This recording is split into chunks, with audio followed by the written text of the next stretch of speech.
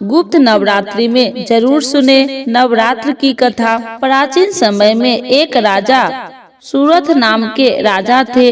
राजा प्रजा की रक्षा में उदासीन रहने लगे थे। परिणाम स्वरूप पड़ोसी राजा ने उस पर चढ़ाई कर दी। सूरथ की सेना भी शत्रु से मिल गई थी। परिणाम स्वरूप राजा सूरथ की हार हुई और वह जान बचाकर जंगल की तरफ भागा। उसी वन में समाधि नामक एक बनिया अपनी स्त्री एवं संतान के दुर्व्यवहार के कारण निवास करता था। उसी वन में बनिया समाधि और राजा सूरथ की भेंट हुई। दोनों का परस्पर परिचय हुआ।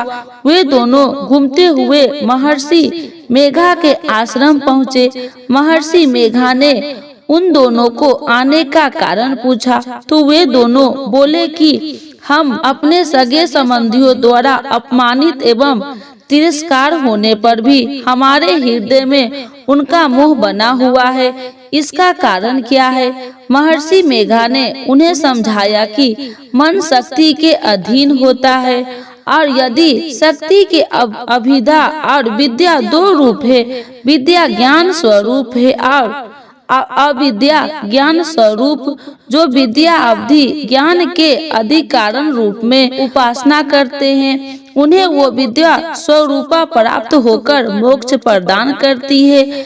इतना सुन राजा सूरथ ने प्रश्न किया कि हे महर्षि, देवी कौन है? उसका जन्म कैसे हुआ? महर्षि बोले, आप जिस देवी के विषय में पूछ रहे हैं वह नित्य स्वरूपा और विश्व यापनी है। उसके बारे में ध्यान पूर्वक सुनो। कल्पांत के समय विष्णु भगवान क्षीर सागर में अत्यंत शैया पर शयन कर रहे थे। तब उनके दोनों कानों से मधु और कैटव नामक दो दैत्य उत्पन्न हुए। वे दोनों विष्णु की नाभि कमल से उत्पन्न ब्रह्मा जी को मारने दौड़े।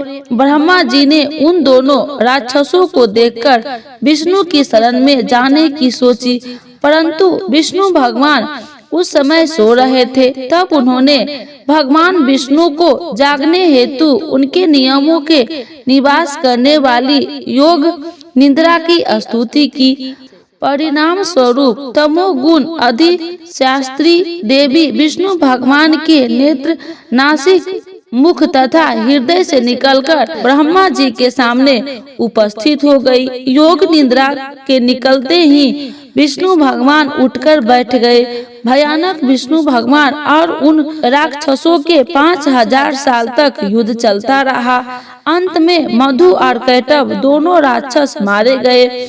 ऋषि बोले, अब ब्रह्मा जी की स्तुति से उत्पन्न महामाया देवी की वीरता तथा प्रभाव का वर्णन करता हूँ, उसे ध्यान पूर्वक सुनो।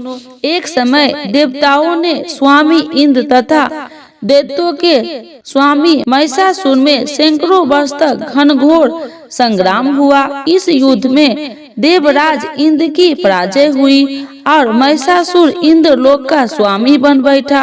अब देवतागण ब्रह्मा के नेतृत्व में भगवान विष्णु और भगवान शंकर की शरण में गए।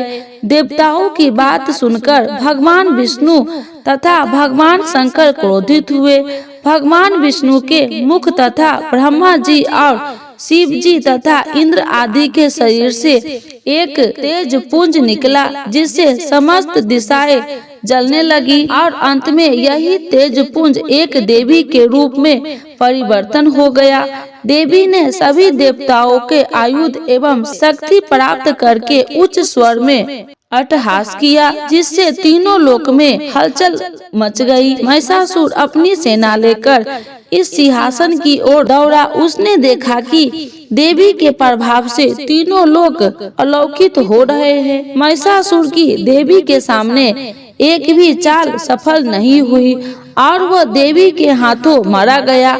आगे चलकर यही देवी शुंभ और निशुंभ राक्षसों का वध करने के लिए गौरी देवी के रूप में अवतरित हुई। इन उपरोक्त व्याख्यानों को सुनकर मेघा ऋषि ने राजा सूरथ से कहा, बनिया से देवी स्तवन की विधवा व्याख्याता की। राजा और वनिक नदी पर जाकर देवी की तपस्या करने लगे। 3 वर्ष तक घोर तपस्या करने के बाद देवी ने प्रकट होकर उन्हें आशीर्वाद दिया।